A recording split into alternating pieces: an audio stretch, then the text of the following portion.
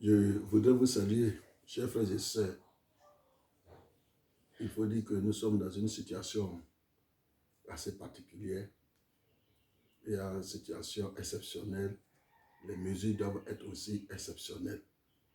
Nous, en tant que leaders spirituels, nous devons conjuguer nos efforts pour pouvoir faire barrière à cette pandémie à notre niveau. Ainsi donc, je voudrais tout d'abord que nos frères et sœurs puissent aussi faire ce geste-là dans le bien-être de chacun d'entre nous et porter chacun aussi son masque avant de sortir.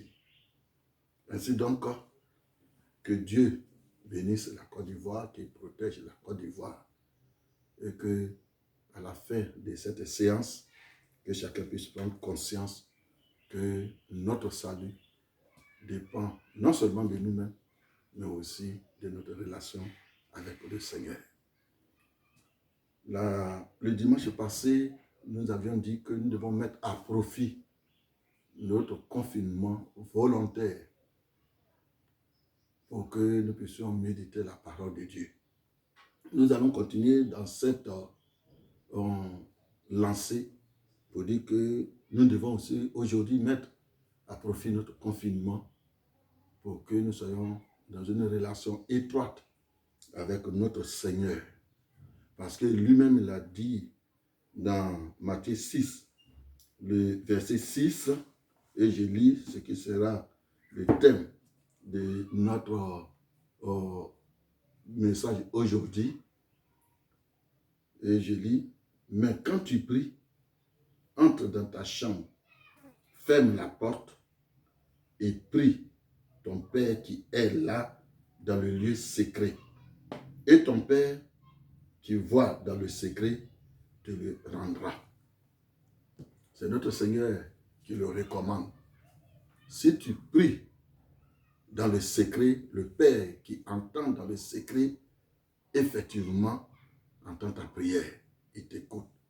Ne voyons pas le confinement comme une prison, comme une malédiction. Bien au contraire, cela doit être mis à profit dans la prière. Et cette prière-là nous donne d'être intimes au Seigneur, parce que c'est lui qui comprend notre prière. Il voit dans le secret. Ce n'est pas en priant, oui, devant tout le monde, en imitant les autres, que nous allons dire que nous prions. Mais nous devons prier et être intensément attachés au Seigneur. Et c'est lui qui répondra à cette prière. Jésus lui-même, notre Seigneur lui-même, se retirait à l'écart pour prier. Dans le livre de Matthieu, au chapitre 14, que nous allons lire, le chapitre 14 et le verset 23, il est dit ceci. Je lis le verset 23 de Matthieu 14. Il est dit ceci. Quand il eut renvoyé, il monta sur la montagne pour prier à l'écart. Et comme le soir étant venu, il était là seul. C'est le Seigneur lui-même. Après la multiplication des pains, il avait beaucoup d'hommes, mais il a renvoyé la foule. Il s'est mis à l'écart. Il est allé sur une montagne. Et là, il a prié pour rendre grâce à son Père. Nous devons prendre pour exemple notre Seigneur. Il était à l'écart et il a prié. Après des grands miracles, le Seigneur se mettait toujours à l'écart pour prier. C'est dans le secret que Dieu écoute nos prières. Aujourd'hui, les chrétiens, les hommes de Dieu, le plus souvent, prient dans la foule. Ils font des miracles, c'est vrai, c'est bien. Mais combien de personnes se mettent à l'écart pour prier Dieu? nous devons donner l'exemple aux membres de nos familles respectives. Soyons à l'écart et prions le Seigneur.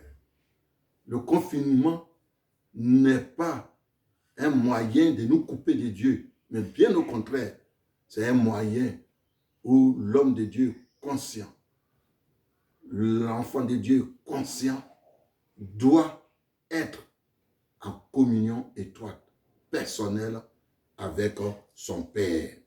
Vous pouvez lire aussi certains, je pourrais dire, certains passages tels que Marc 1, le verset 35, Luc 6, le verset 12 et Luc 9, le verset 28.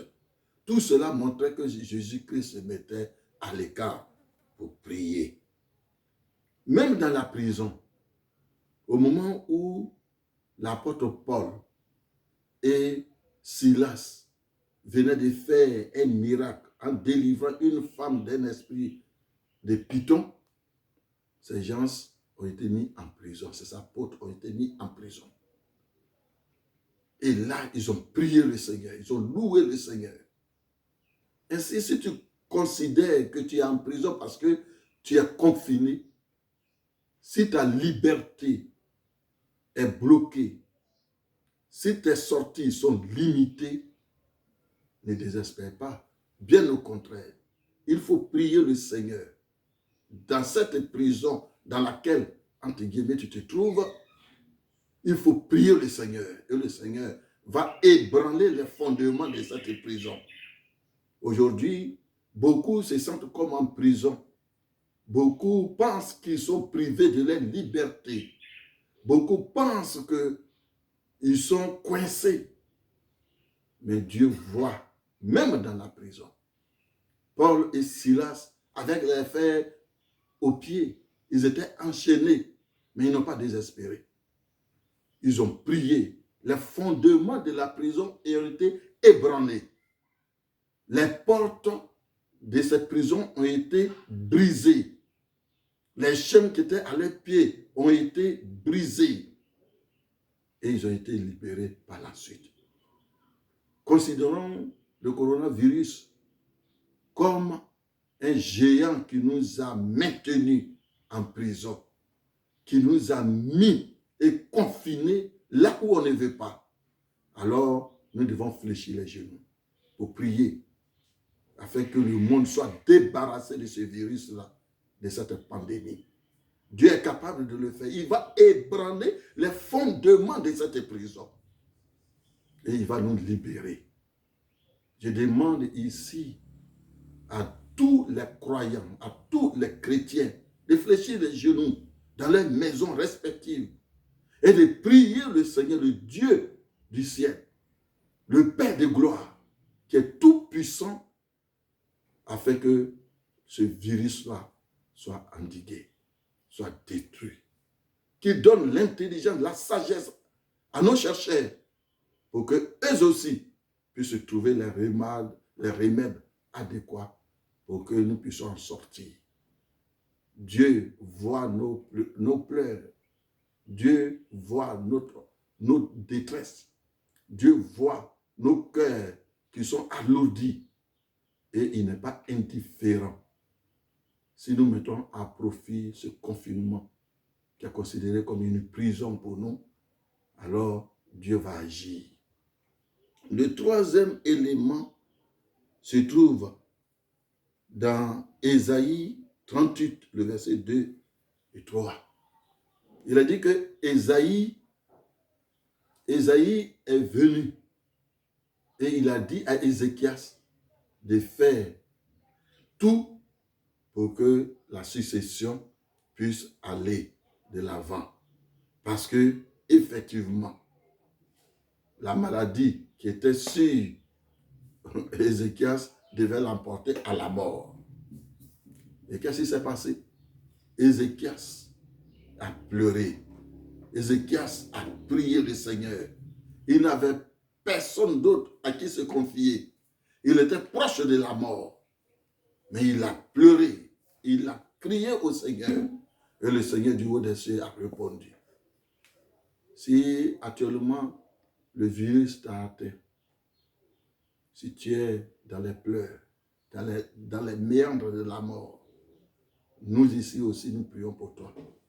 Nous aussi, nous pensons à toi. Nous allons intercéder pour tous ceux-là qui sont atteints du virus. Nous allons intercéder pour que le virus soit arrêté. Nous allons intercéder pour que les chercheurs puissent trouver les remèdes adéquats.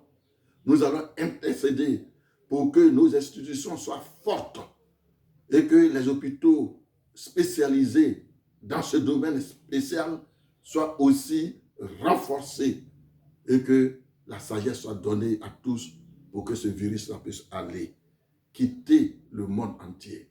Nous n'ignorons pas la gravité de la situation, mais nous croyons que le Dieu que nous prions est tout puissant pour le faire. Que le nom de Dieu soit béni. Effectivement, la prière d'Ézéchias a porté et Dieu a donné une solution joyeuse à Ézéchias. La mort s'est éloignée de lui et Ézéchias s'est relevé. Nous croyons que en priant ainsi, la mort s'éloignera de la Côte d'Ivoire. La mort s'éloignera de l'Afrique, de l'Europe, de l'Asie, du monde entier. Et ce monde-là va se relever plus fort que jamais. Que Dieu bénisse chacun d'entre vous. Que Dieu soutienne chacun d'entre vous et que son nom soit élevé.